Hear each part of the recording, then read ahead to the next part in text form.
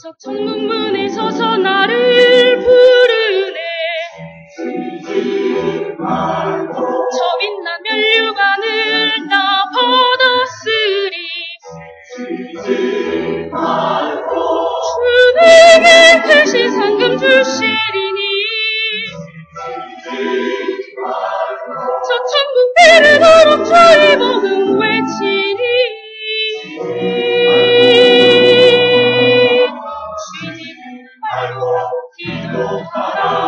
쉬지 말고 기도하라. 저 천국을 향하여 기도하라.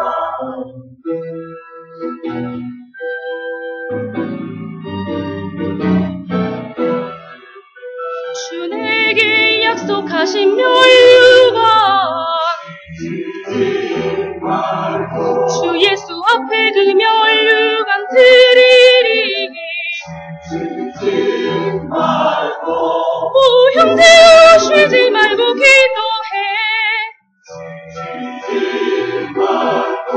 저 천국에서 우리 함께 만나리.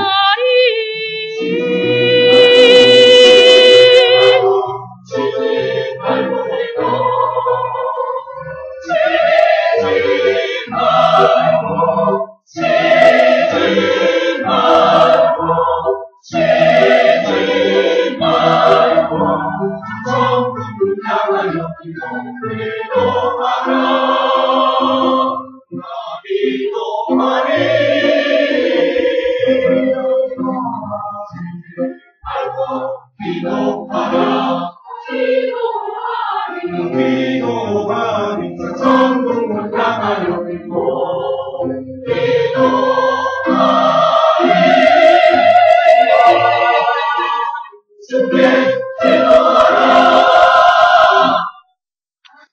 네, 우리 한 주간 평안하셨습니까?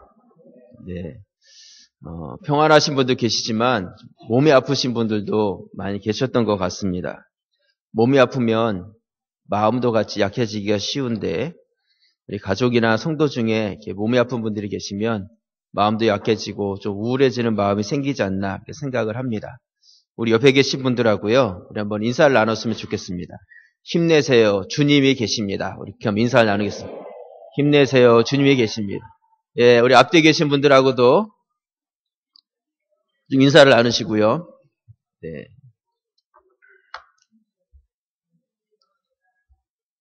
네, 좀 힘이 나시나요? 네. 여러분, 저는 1월 한 달간 계속해서 천대까지 땅끝까지라는 그 큰 주제 아래서 말씀을 전하고 있습니다. 첫 번째 주에는 신명기 6장에 나오는 이스라엘아 들으라, 쉐마 이스라엘. 우리가 영적인 이스라엘 백성으로서 들어야 될 하나님의 음성이 있다. 이런 말씀을 드렸습니다. 그래서 현대 가정이 얼마나 어려워하고 있는지, 이 가정이 회복되어야 된다. 이런 말씀을 드렸고요. 그렇게 하기 위해서는 우리가 여호와를 사랑해야 되고 또 내 자녀를 부지런히 가르쳐야 된다. 이런 말씀을 드렸습니다. 그리고 둘째 주에는 창세기 12장에 나오는 아브라함이 하나님께서 목적하신 그 목적지를 향해서 떠나가는 말씀을 나눴습니다. 천대까지 복음이 전해지는 그러한 믿음의 명문 가문이 되기 위해서는 하나님의 뜻이 있다면 우리가 그것을 향해서 나아갈 수 있는 믿음의 결단이 있어야 된다. 그리고 또 한 가지는 어디를 가든지 그곳에서 가정이 예배를 드릴 수 있어야 된다. 이런 말씀을 드렸습니다. 그리고 지난주 세 번째 말씀으로는 고린도 후서 4장에 나오는 질그릇에 담겨진 보배에 대한 말씀을 나눴습니다. 우린 다 질그릇이고 우리의 자녀들도 다 질그릇입니다. 우리 스스로 우리의 가치가 높아질 수는 없지만 우리 안에 무엇을 담느냐에 따라서 우리의 가치가 달라질 수 있다. 이런 말씀을 드렸습니다. 그래서 우리 안에 담아야 될 보배가 무엇이냐? 바로 하나님의 형상을 담고 예수 그리스도의 생명을 우리 안에 담을 때에 우리가 가장 가치 있는 자가 되어질 수 있다. 이런 말씀을 드렸습니다.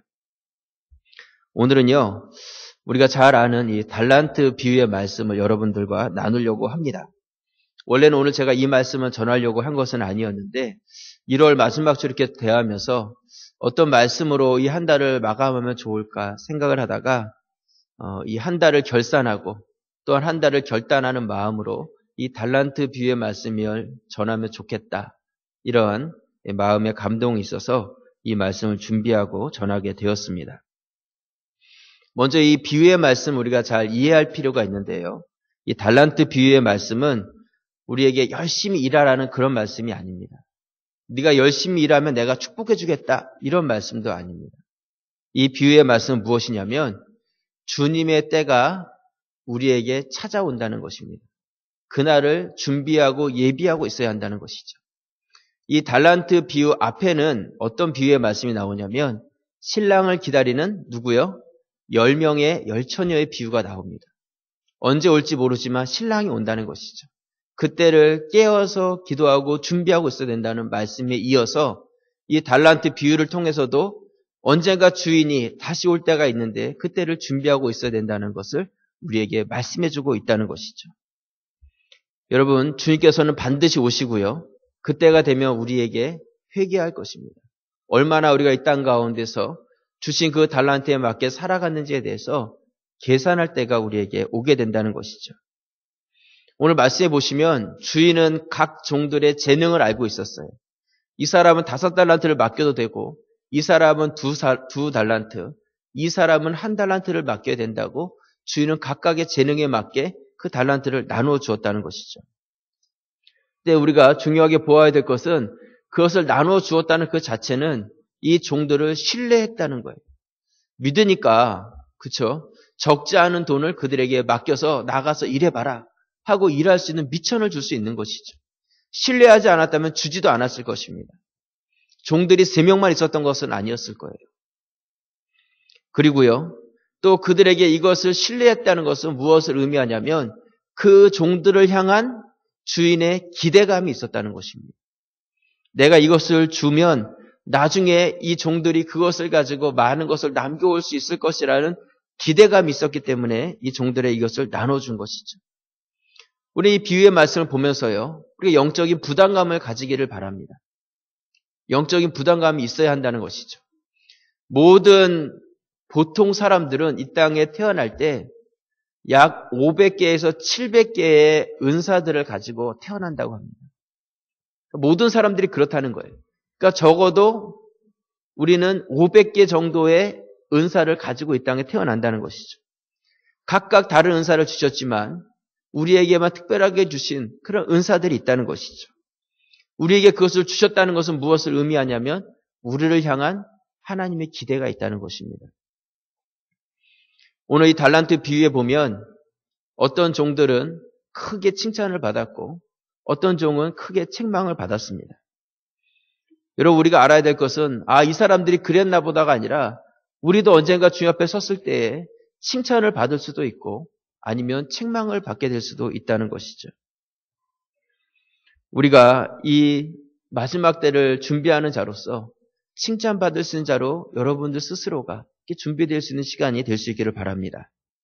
그래서 오늘 말씀의 제목을요, 칭찬과 책망이다 이렇게 정했습니다. 이 말씀을 같이 묵상해 감으로 인하여서 우리 가자제일교회 성도들이 칭찬받는 데에 소망을 두실 수 있기를 부탁을 드립니다. 먼저 첫 번째로 칭찬에 대한 이야기를 한번 나눠보도록 하겠습니다. 오늘 마태복음 25장 21절에 그 주인이 이르러 잘하도다 착하고 충성된 종아 내가 적은 일에 충성하였음에 내가 많은 것을 내게 맡기리니 내 주인의 즐거움에 참여할지어다 하고 이렇게 말씀하고 있습니다. 또 23절 말씀에 보시면요. 우리 같이 한번 보겠습니다.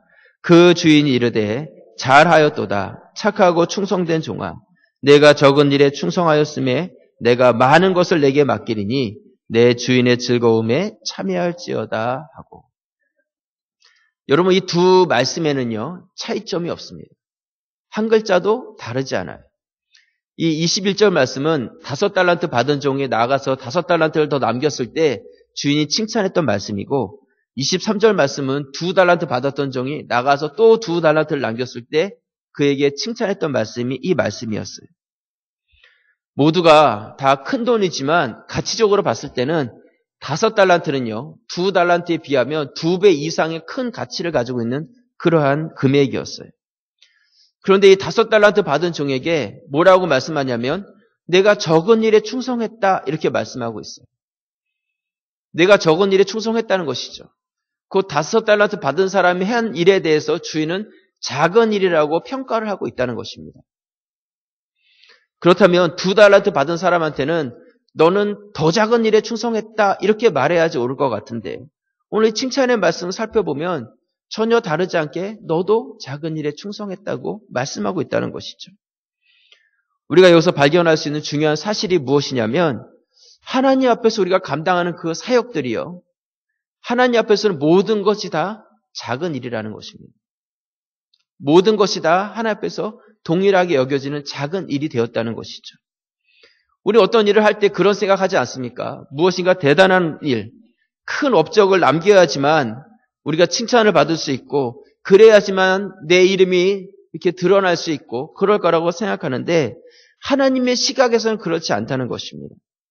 하나님께서는 얼마나 많은 일을 했느냐를 보시는 것이 아니라 그 사람이 얼마만큼의 달란트를 가지고 있고 그 가진 것 안에서 얼마큼 성실하게 일했느냐를 보고 계신다는 것이죠.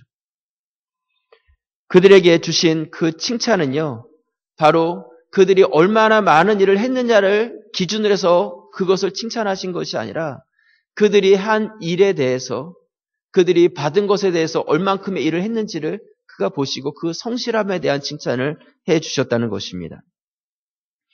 오늘 이 종들은요. 나가서 열심히 일을 했어요. 이 사람들이 일을 할 때 누구를 위해서 무엇을 위해서 일했다고 생각을 하십니까?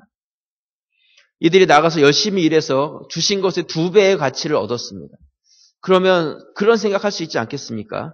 그래도 내가 잘나서 이 정도 벌었으면 이거 내가 가져도 되는 거 아닌가? 하고 그냥 자기 주머니에 넣고 싶은 그런 생각이 들 수도 있을 거예요. 아니면 원금은 그래도 장사 미천원을 줬으니까 원금 돌려주고 이자 좀 쳐가지고 이자 돌려주고 나머지는 내가 가져도 되는 거 아닌가? 그렇게 생각할지도 모른다는 것이죠. 하지만 오늘 이 종들은 그러지 않았어요.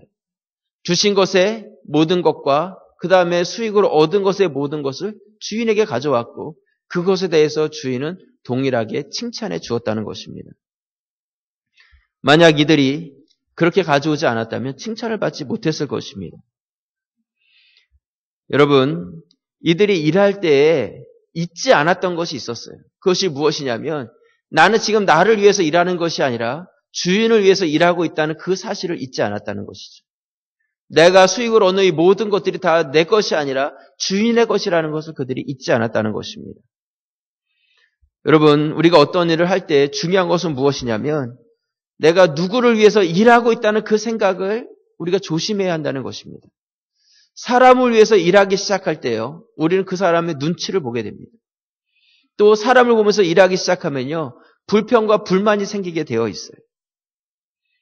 우리가 행하는 그 모든 것들은 다 하나님을 위해서 주님의 영광과 또한 그의 목적에 맞게 우리가 일하게 될 때 우리 안에 눈치 보지 아니하고 소신껏 또한 능동적으로 일할 수 있게 되고 또 우리가 불평과 불만의 마음이 생길 때도 주님 바라보면서 그것을 이겨낼 수 있게 되어진다는 것입니다. 마태복음 20장에 보면 포도원 일꾼의 비유의 말씀이 나오는데요. 포도원 주인은 품꾼이 필요해가지고 나가서 일꾼들을 포도원으로 불러들입니다.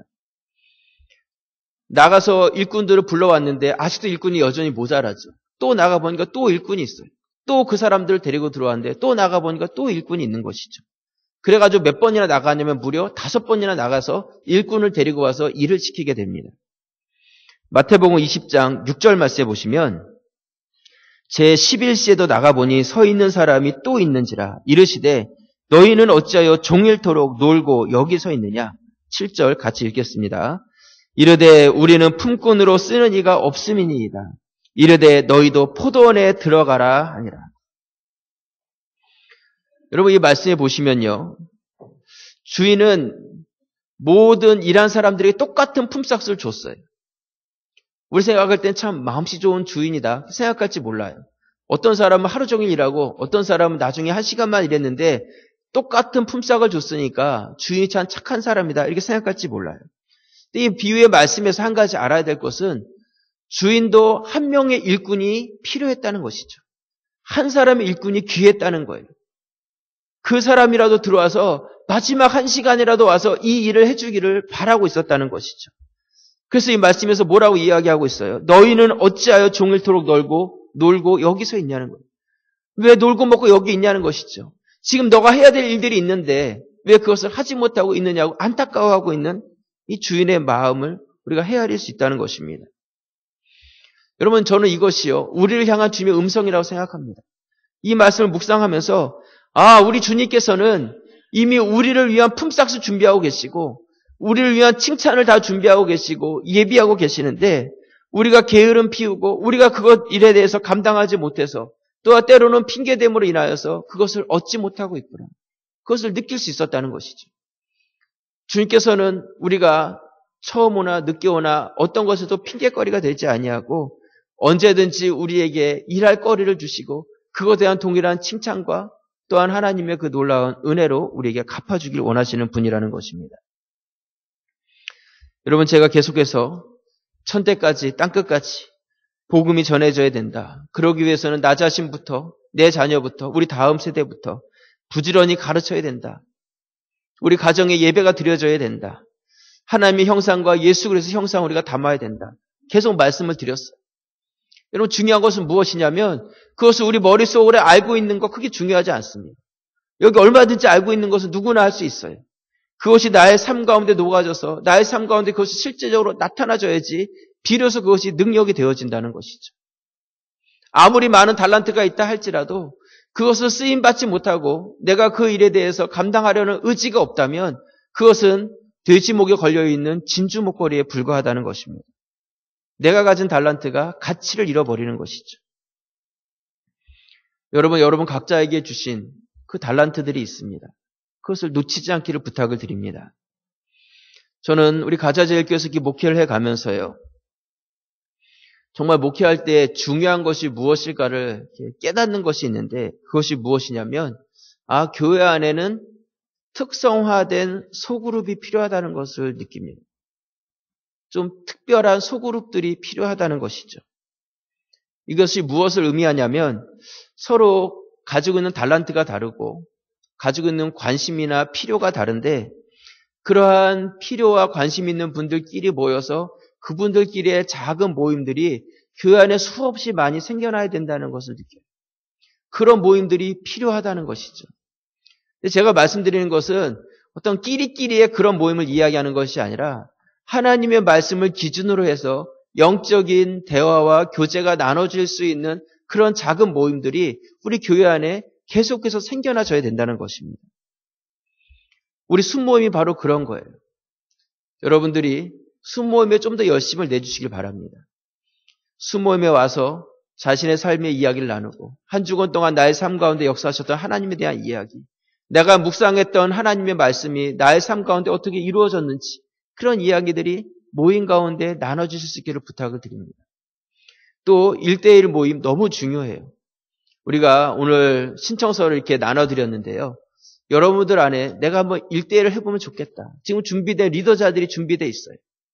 여러분들이 신청만 하시면 한 분 한 분 매치해서 그분들과 같이 일주일에 1시간 만나서 같이 서로에 대해서 알아가고 말씀을 나눌 수 있는 그런 기회가 되어집니다.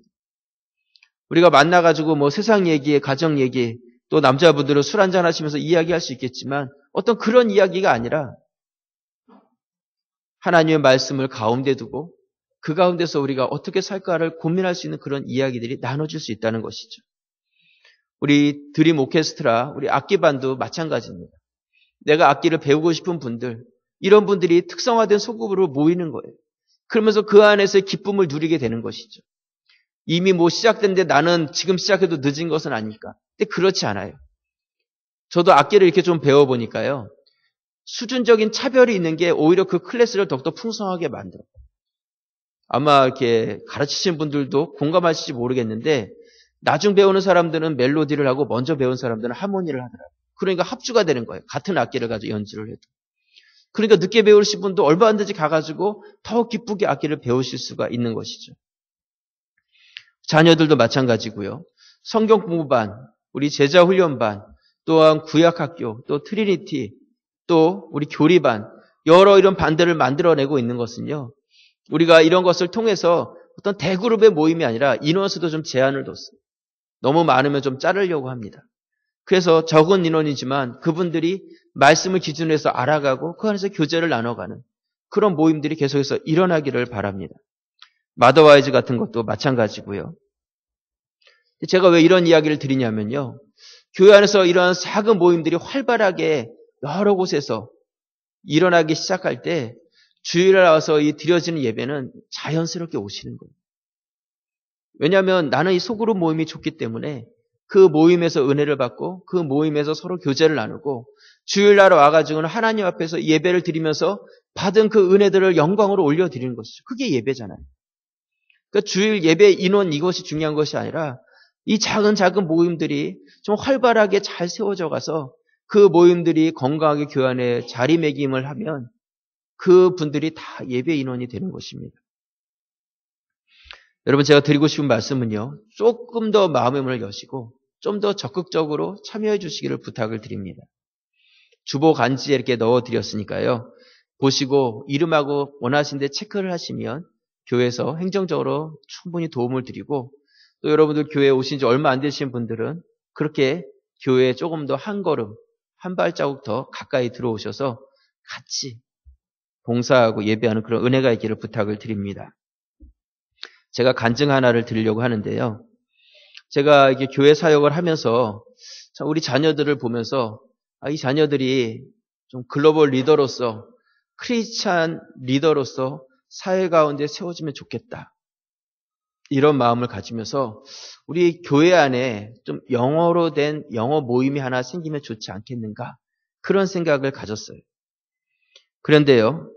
그러면서 제가 그 일을 하기는 좀 많이 부족하고 누군가가 그 일을 좀 셋업하고 도와줄 수 있는 분이 계시면 좋겠다는 생각을 가지면서 용산에 이 미팔군이 있는데 제가 그 미팔군에 가면 분명히 부대 안에 교회가 있을 텐데 그 교회 목사님을 한번 만나보면 좋겠다. 그런 생각을 가졌습니다. 그래서 제가 용산에 있는 미군 캠프를 한번 찾아가 볼까? 이런 마음도 있었거든요. 그런데 몇 달 전에요. 제가 세브란스 병원에 이렇게 신방을 갔다가 이렇게 나오는데 주차장을 이렇게 나오는데 앞에 웬 미국 분이 문을 이렇게 열고 나가시는 거예요. 같이 가셨던 권사님들도 계시는데 그래가지고 제가 이제 뒤따라 나오니까 그분이 문을 이렇게 잡아주시더라고요. 고맙잖아요. 제가 땡큐 인사를 했죠. 그 정도는 하거든요. 그래가지고 인사를 했습니다. 근데 이렇게 보니까 혼자 오시지 않고 가족이 같이 오셨는데 아파서 오신 분이 아니라 옆에 이렇게 성경책을 끼고 계신 것이 누가 아파가지고 신방을 오신 분 같더라고요. 그래서 이렇게 딱 보기에도 목사님 같아 보였어요. 제가 이렇게 미국 분 만난다고 이렇게 말 거는 사람은 아닌데 그날따라 이번에 제가 얘기를 좀 해보고 싶은 생각이 들어서 혹시 목사님이냐고 제가 이렇게 물어봤죠. 그랬더니 목사가 맞대요. 그래서 제가 그럼 어느 교회에서 목회를 하느냐 사역을 하느냐 물어봤더니 미팔군 용산 캠프의 미군 부대 교회의 채플린이라는 거예요. 담임 목사님을 제가 만난 거죠. 거기서. 대단하지 않나요? 너무 반가워가지고 제가 그분한테 그러면 내가 당신 연락처를 좀 받을 수 있느냐. 나도 목사인데 계속 연락을 좀 하고 싶다. 근데 그분이 제가 이렇게 가지고 쓰는 책이 있었는데 책 뒤에다가 이메일 주소를 하나 적어주셨어요. 그래가지고 제가 와가지고 이메일을 보냈겠어요? 안 보냈겠어요? 보냈죠. 예, 보냈죠. 그래서 그때 만났던 그 사람인데, 교회에서 영어 사역을 좀 시작하고 싶은 마음이 있는데 도와줄 수 있느냐. 제가 이메일을 보내고, 그래서 이메일이 몇 번 이렇게 주고받아줬습니다. 이분이 이제 자기는 얼마 있으면 다시 미국으로 이렇게 돌아가게 되는데, 본인 교회에 출석하는 성도 중에 우리 교회에서 그 사역을 도와줄 수 있을 만한 그러한 적합한 분이 계시다는 거예요. 그래서 계급은 대위인데 지금 신학 공부를 이렇게 시작해가지고 복음에 대해서 하나님의 사역에 대한 이런 열정을 가지고 있다, 이 이야기를 하시더라고요. 그래서 사역적인 그런 경력은 많이 부족할지 모르지만 그 안에 이렇게 열정적인 부분들이 있으니까 그분이 가시면 도와줄 수 있을 거다, 이런 이야기를 제가 받았습니다. 그래가지고 제가 어떻게 했냐면, 그러면 그분을 한번 만나게 해주십시오. 그래가지고 연락처를 받고 연락을 하고 일주일 전에 제가 만났어요. 만나서 같이 제가 식사를 좀 이렇게 하면서 저희 교회 상황에 대해서도 좀 말씀을 드리고, 한국 교회가 이렇게 어렵고 힘든 상황 가운데 있는데 지금 교회 학교가 다 죽어져 가고 있고, 서울에 있는 한국 교회 중에 38%의 교회가 교회 학교가 없습니다. 교회 학교가 없어요. 이제 앞으로 시간이 더 지나가면 38%가 40%, 50% 이렇게 늘어날 그러한 상황 가운데 있다는 것이죠. 한국교회에 대한 안타까운 마음을 가지고 같이 이 사역을 좀 해줄 수 있겠는가, 이렇게 이야기를 했어요.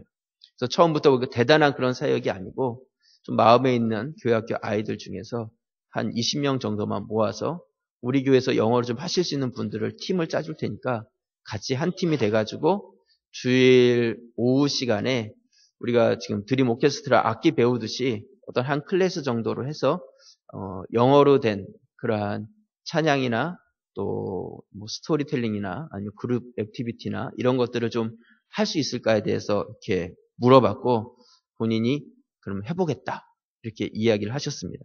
그래서 제가 좀 흥분이 되더라고요. 생각지 않았는데 하나님께서 이 일을 이렇게 시작하게 해주셨거든요. 근데 어떻게 이 사역이 발전되어 갈지는 모르겠습니다. 혹시 여러분들이 교회 안에서 미국 사람이 와 있네 이렇게 하면서 놀라셨을지도 모르겠는데요. 미국분 보셨다고 여러분들이 이상하게 생각하지 마시고 이렇게 따뜻한 미소로 좀 바라봐 주시고 인사도 하시고 하이 정도는 다 하시잖아요. 그렇죠? 네. 이번 기회에 저희 교회 수준이 딱 높아질 수 있으니까요. 언어보다도 마음이 더 중요하니까 여러분들이 인사해 주시면 감사하겠습니다. 성함은 앤드류 잭슨입니다. 계급은 캡틴이신데요. 대위입니다. 대위. 그냥 이분이 앤드류 잭슨이라서 AJ라고 앞자만 따서 그렇게 부른다고 하시더라고요. 그러니까 여러분들이 만나시면 미스터 AJ 이렇게 부르시면 될 것 같아요. 설교 중이기는 하지만 잠깐 인사를 드리면 좋을 것 같은데, 미스터 AJ, would you please stand up just a second? 예, 우리 용산 캠프에서 오신 분이세요. 네. Welcome, church. 네. 여러분들 중에 나도 영어를 좀 할 수 있는데 뭐 이런 분들 혹시 계시거나, 아니면 나도 이 사역에 좀 한번 동참해보고 싶다, 이런 마음이 계신 분들이 계시면 한번 저나 교회를 좀 알려주세요. 그래서 지금 2분 정도가 하시기로 하셨고 한 서너 분 정도는 될 것 같아요. 그러면 모임이 아주 잘 이루어질 수 있을 거라는 그런 기대감이 있습니다. 특성화된 소그룹이 이렇게 또 하나씩 생겨나고 있는데요. 여러분, 우리가 어떤 달란트를 받았느냐, 그것이 중요한 것이 아니라 그것을 어떻게 사용해 가느냐가 더 중요합니다. 그것이 여러분들의 칭찬과 책망을 결정지게 되어진다는 것이죠. 나에게 주어진 이 기회의 시간은 가만히 있어도 지나가게 되어 있어요. 내가 스스로 쟁취하지 않으면 내 것이 될 수 없습니다. 내 것으로 만들어 가셔서 칭찬받는 성도들 되시기를 주님의 이름으로 부탁을 드립니다. 2번째로요, 우리 책망에 대한 이야기를 나눠보도록 하겠습니다. 오늘 마태복음 25장 15절 말씀해 보시면, 각각 그 재능대로 한 사람에게는 금 5달란트를, 한 사람에게는 2달란트를, 한 사람에게는 1달란트를 주고 떠났더니 말씀하고 있습니다. 여기 보면 달란트를 나눠준 순서가 나오는데, 먼저 많은 달란트 5개를 주고 그 다음에 2개, 1개 이렇게 나눠줬다 말씀하고 있어요. 만약 여러분이 마지막에 1개를 받았다면 기분이 어떻겠어요? 별로 좋지 않을 것 같아요. 왜냐하면 먼저 받은 사람이 너무 많이 받았는데 나는 저 사람보다 5배 못한가? 이런 생각이 들 수 있는 것이죠. 만약 주인이 따로 불러가지고 너 1달란트 줄 테니까 열심히 일해봐. 그것도 큰 돈이거든요. 그렇다면 기분 좋게 나가서 일했을 수 있을 것 같은데 다 보는 앞에서 딱딱 나눠주는 게 그냥 보기에도 너무 불공평해 보이는 것이죠. 또 포도원 비유의 말씀에서도요. 다 일 마쳐진 뒤에 이제 그 품삯을 나눠주는데 그 품삯을 먼저 온 사람부터 주는 것이 아니라 나중 온 사람부터 주고 있어요. 마태복음 20장 8절 말씀 우리 같이 한번 읽겠습니다. 저물매 포도원 주인이 청지기에게 이르되 품꾼들을 불러 나중 온 자로부터 시작하여 먼저 온 자까지 삭슬 주라 하니. 나중 온 사람은 1시간뿐 일을 안 했거든요. 근데 그 사람부터 품삯을 주라는 거예요. 근데 품삯을 1데나리온 주기로 약속을 했는데 그 사람한테 1데나리온을 주는 것이죠. 그러니까 처음 온 사람이 생각할 때는 야, 나는 10시간 일했고 저 사람은 1시간 했으면 저 사람이 1데나리온 받았으면 나는 적어도 4-5배 이상은 더 받아야 되지 않을까.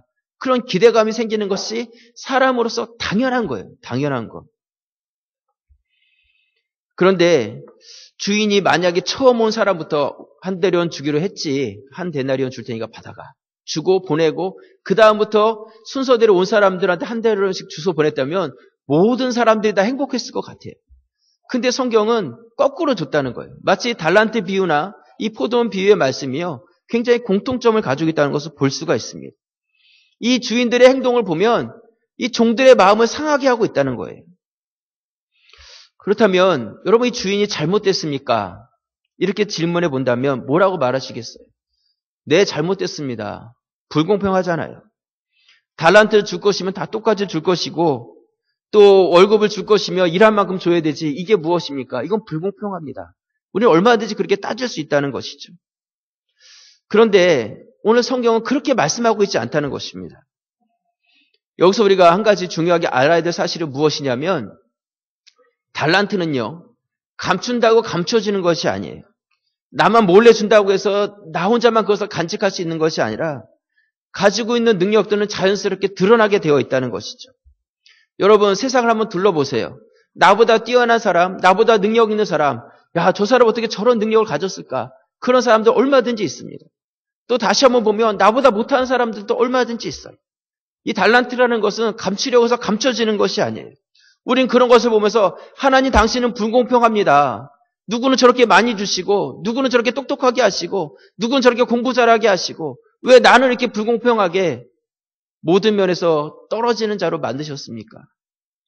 그렇게 말할 수 있지만 하나님께서는 그것이 아니라 우리에게 얼마를 주셨느냐를 하나님께서는 바라보시는 분이 아니라 하나님께서 우리가 행한 일에 대해서 모두에게 다 동일한 똑같은 칭찬을 가지고 준비하고 계신 분이라는 거예요.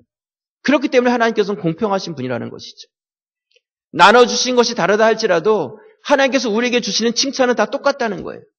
우리에게 요구하신 그 기대감은 주신 만큼에 대한 기대감을 요구하고 계시고 우리가 그것에 대해서 성실하게 일했을 때 우리는 다 모두가 동일한 칭찬을 받게 된다는 것이죠. 그렇기 때문에 우리가 해야 될 것은 무엇이냐면 불공평하다거나 그것에 대해서 잘못됐다거나 그것이 아니라 나에게 주어진 나의 영향 아래서 그 일들을 성실하게 감당함으로 그 공평하신 하나님의 칭찬을 나의 것으로 만드신 자가 되어야 한다는 것입니다.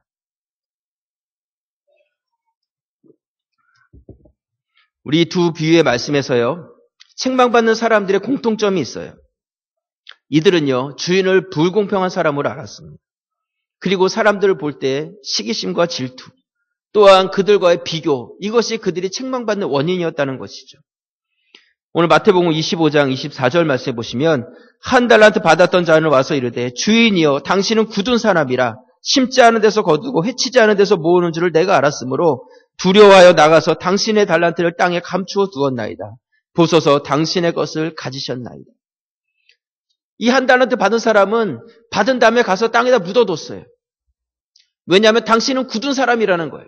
심지 않은 데서 거두길 원한다는 것이죠. 심지도 않고 무엇인가를 날로 먹으려고 하는 나쁜 사람이라고 이야기하고 있는 거예요. 근데 이 1달란트 받은 사람은 안 받은 것이 아니에요. 이미 자기에게도 1달란트라는 큰 것을 받았음에도 불구하고 남들이 받은 것이 너무 커 보이니까 내 것은 아무것도 아닌 것처럼 보여지는 것이죠. 그러니까 주인의 행하는 그 일들이 다 불공평해 보이고 그것에 대해서 원망이 생기니까 나는 아무것도 할 일이 없다고 생각해 버린 것입니다. 주인이 원하는 것은 많은 것을 요구한 것이 아니라 받은 것 안에서의 성실함을 요구했다는 것이죠. 포도원 비유에서도요. 마태복음 20장 10절 말씀 보시면 우리 같이 한번 읽겠습니다. 먼저 온 자들이 와서 더 받을 줄 알았더니 그들도 한 데나리온씩 받은지라. 받은 후 집주인을 원망하여 이르되 나중 온 이 사람들은 1시간밖에 일하지 아니하였거늘 그들을 종일 수고하며 더위를 견딘 우리와 같게 하였나이다.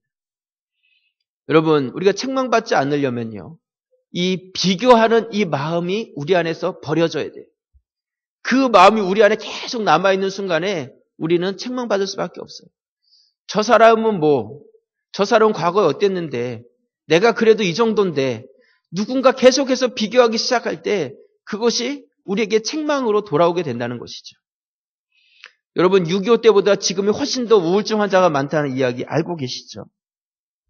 수많은 사람들이 위기와 죽음의 그 문턱 가운데 놓여 있는데도 그들은 그 가운데 우울증에 빠지지 않았지만 이제는 긴장감도 없고 안전하고 그런 위기 상황 가운데 있지 않음에도 불구하고 수많은 우울증 환자들이 지금 나타나고 있다는 거예요.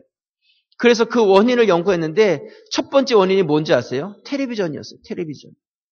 6.25 때는 텔레비전도 없고 어떤 볼거리가 있는 것도 아니고 나 혼자서 살아가는 그것만으로도 급급한 그런 삶을 살았지만 지금은 텔레비전을 보니까 자꾸 거기에 비교가 되는 거예요. 저 사람은 무슨 재주가 많아가지고 저렇게 돈을 많이 벌었을까? 저 사람은 어떻게 저기 큰 집에서 살까? 저 사람은 어떻게 큰 텔레비전을 가지고 있을까? 어떻게 좋은 차를 가지고 있을까? 저 사람은 어떻게 예쁠까? 몸매가 어떻게 저럴까? 그러면서 거기 나오는 모든 사람과 나를 비교하기 시작하는 것이죠. 저 사람은 나보다 나은 사람, 저 사람은 나보다 못한 사람. 그러면서 자신의 그 기준을 거기다 갖다 놓고 내가 그거보다 못하고 떨어질 때 스스로 거기에 매여서 우울한 그런 삶을 살아가는 자들이 너무나 많다는 것입니다. 여러분, 비교할 때요, 이러한 일들이 일어나게 된다는 것이죠. 여러분, 한국 사람들은요, 웃기는 이야기를 들어도 잘 웃질 않는데요. 그 목사가 성도도 웃기는 게 굉장히 어려운 거거든요. 웃기는 이야기를 들어도 잘 웃질 않는다고 합니다. 웃긴 이야기를 들으면요, 옆에 사람을 본대요. 그래서 이 사람이 웃나 안 웃나를 보고 이 사람이 웃으면 같이 덩달아서 웃는다는 거예요. 나는 별로 웃기지 않아도 이 사람이 웃으면 같이 웃고, 예, 내가 그것에 대해서 웃겨도 이 사람이 웃기지 않으면 나는 안 웃는다는 거예요. 얼마나 이 마음 아픈 일입니까? 웃음 하나도 내 마음대로 웃지 못하는 것. 왜냐하면 나는 나 자신의 정체성이 아니라 다른 사람을 보면서 나를 결정짓는 것. 다른 사람과 비교하면서 내가 어떻게 살아가야 될지를 생각하는 것이죠. 부활하신 예수님께서 베드로를 찾아오십니다. 3번이나 물으세요. 내가 나를 사랑하느냐? 제가 예수님 사랑합니다. 고백을 하죠. 그렇게 주님 앞에서 결단을 한 다음에 베드로가 옆에 있는 요한을 바라보면서 뭐라고 이야기를 하냐면 요한복음 21장 21절에 보시면 이에 베드로가 그를 보고 그는 요한을 이야기하죠. 예수께 여짜오되 주님 이 사람은 어떻게 되겠사옵나이까? 22절 같이 보겠습니다. 예수께서 이르시되 내가 올 때까지 그를 머물게 하고자 할지라도 내게 무슨 상관이냐? 너는 나를 따르라 하시더라. 베드로는 그 순간에도 이 제자와 나를 비교하고 있는 것이죠. 얘는 어떻게 될 것 같습니까? 질문하고 있어요. 예수님께서는 그 제자를 책망하고 있습니다. 내가 올 때까지 그를 남겨둔다 할지라도 그게 너하고 무슨 상관이 있느냐? 너는 너의 위치와 네가 해야 될 일을 가지고 나를 따라와라. 이야기하고 계십니다. 한 달란트 받은 사람이나 처음부터 일했던 그 일꾼이나 베드로나 그가 비교하고 또한 불공평하다고 생각했을 때 그때 그들은 책망받은 자들이 되었습니다. 혹시 다른 사람의 것을 보면서 불공평한 하나님 원망하고 계시지 않으십니까? 그것이 여러분들 향한 책망의 시작이라는 것을 기억하시기 바랍니다. 하나님께서 이미 여러분들에게 충분한 달란트를 주셨어요. 그리고 그것에 대한 요구를 하십니다. 하나님께서 여러분에게 주셨다는 것은 기회를 주셨다는 거예요. 이제 우리가 그것을 받았기 때문에 내가 책망받을 인생을 살 것인지 아니면 칭찬받을 인생을 살 것인지 그것은 여러분의 몫입니다. 여러분의 몫이에요. 하나님께 대한 바른 마음과 내가 받은 것에 대한 감사함과 바른 신앙을 가지고 여러분들이 이미 하나님께서 예비해 놓으신 그 풍성한 칭찬을 받아 누리시는 우리 가자제일교회 성도들이 되시기를 주님의 이름으로 축원합니다. 기도드리겠습니다.